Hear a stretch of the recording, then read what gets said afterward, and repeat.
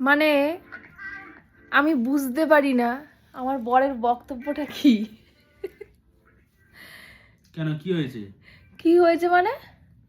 দেখো, তুমি বলছিলে আমাকে যে চিকেন পোলাও করবো, চিকেন পোলাও করবো করে বলছিল। তা আমি একটা সুন্দর রেসিপি এই যে দেখতে পেয়ে করে দিচ্ছি না বেশি। মানে প্রত্যেক দিন মানে কোনো মানে হয়?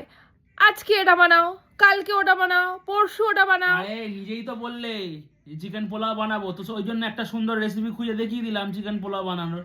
মানে একবার যদি বলি যে এই জিনিসটা আমি আজকে না আমার বেশ ভালো লেগেছে, এটা আমি বানাবো, ব্যাস, তো শুরু হয়ে গেল ওইটাই বানাতে রেসিপি। হবে। রেসিপি খোঁজা শুরু হয়ে গেল যে এটা দিয়ে রেসিপি করতে হবে। মানে কি করব, মানে প্রত্যেক দিন আজকে এটা কালকে ওটা।